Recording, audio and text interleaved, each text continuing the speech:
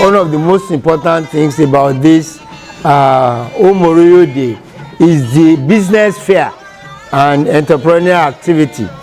I will yield the floor to Professor Adetola just to talk a bit on this area and what we are doing to encourage the economy of Ososa.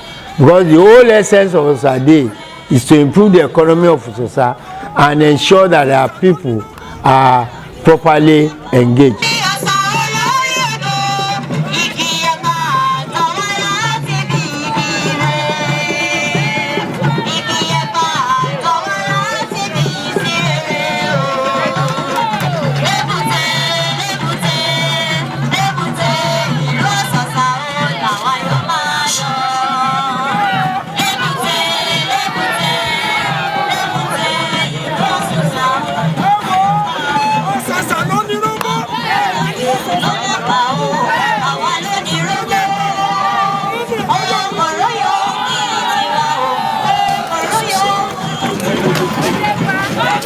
Actually set the day aside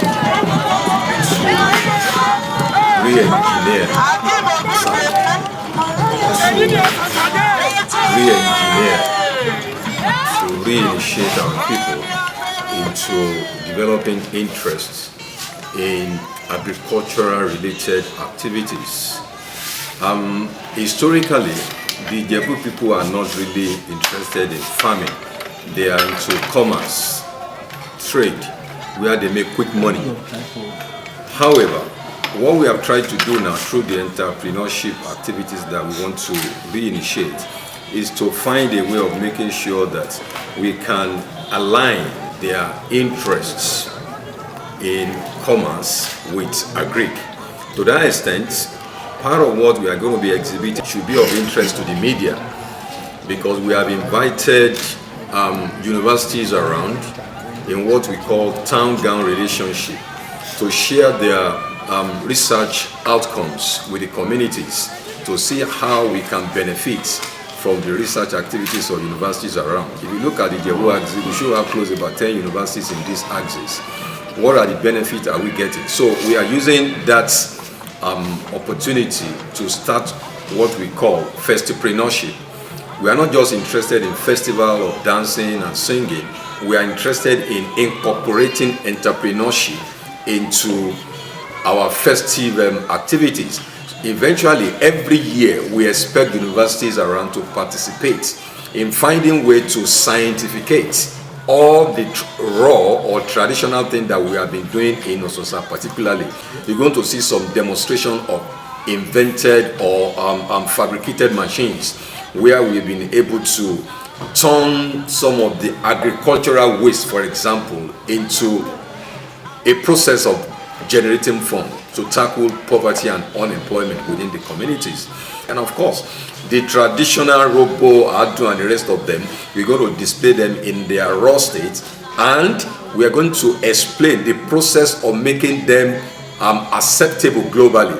Robo, for example, we're looking at a way where we are going to turn it into what we call robonuts, so that we now can it like the way geisha, the popular geisha or sardine is canned, so that it can be acceptable or exported to anywhere in the world. These are some of the things we are bringing to the fore for this country to begin to think in the direction of improving on the raw agricultural materials or agricultural waste, turn it into something that can give us money and that can reduce poverty in a society.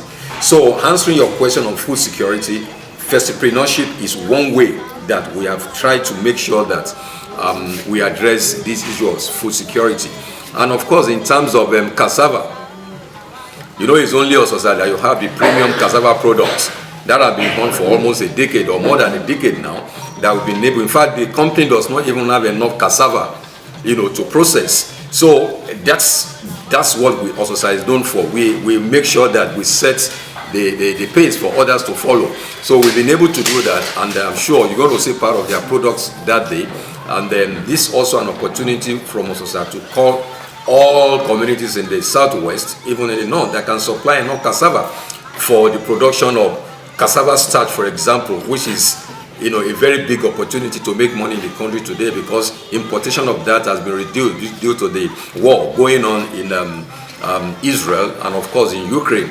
So I believe that there are so many opportunities that this Ososa Day is going to open up for everybody around to tap into it. So we encourage you to be around and come and benefit from the entrepreneurship opportunities that we're going to lay there for the entire country to benefit from.